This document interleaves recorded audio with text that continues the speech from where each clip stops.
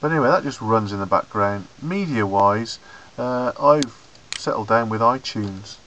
Bill gave me a link of how to get this to work on the server, and it kind of acts in the same way. All of my media is stored on the home server, and basically through Apple, the new shared options, any computers in the house and my Apple TV box can read from this server, and you know, I can watch the. Really, we're talking about the films here, because you can do it with a video. You can do it even easier with audio. So that just works. The other little bit that I've got running on here, which again thanks to Mr. Stebbins, is Orb, and what that does is that streams any video, audio, photo. You can set different folders on here, and you sort of point it to the shared folders that you want it to look at, and then from over the web or web interface, you can watch your videos, look at your photos, listen to your podcast the other end. And there's an app for the iPhone, which is the reason really that I'm talking about it, because you can stream any of your media. It doesn't matter what format, it just seems to work it out, and watch it on your iPhone. And the iPhone app tends to sense whether we're talking about Wi-Fi, 3G or Edge, and will sort of scale down the image quality accordingly. So you will get an image, although if you're on Edge it's not particularly good. It's on Wi-Fi, it's pretty good. So I use that. If I'm honest, I don't really use it that much, but it's there. Really, this media side of thing is to be able to stream my video collection around the house, through the network, be it wireless, be it Ethernet, whatever. And I can just tell you that it just doesn't fail. Probably should touch some wood now, but generally the Apple TV and this talk to each other all the time. You don't have to keep coming and rebooting anything, or checking network connections, or just finding that the thing don't see each other. It's pretty rock steady. So that's been a big plus, because as we all know, if the wife can't get the film to come on for the stressed child, it's my problem. And I know for a fact here, then go to the Apple TV, find the film, put it on, and it works, and generally doesn't fail.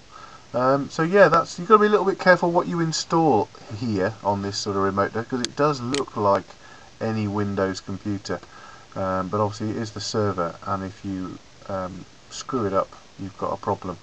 The only other bit of software that I've installed on here is the Apple TV converter. Now what I can do is set this to convert my video files into Apple TV friendly versions, and there's a batch converter on there, so I can just set it up with a dozen, 20 or so films to convert, and leave it running on the server again. So it's not interfering with the desktop computer, it's not slowing it down, it's not doing any of that. And that is all I've got running on there. I don't want to add too much to it, because I don't want it messed up. But it's great, and it just works. I said earlier I've got a hardwired network around the house. I heard Bill say you got 24 ports. I think I've got about 17, so I'm not far behind. But in answer to Chris's question, I heard Chris's question on the last podcast, and really, if you're going to stream video, wireless, power lines, all of those things, you've got to go hardwired. You've got to find some way of routing that cable between your two machines. This is Apple TV. See if I can zoom in on there. They've updated it recently. It's actually quite got a nice looking interface. But this, like I showed you, streams to my server rather than to a computer particularly.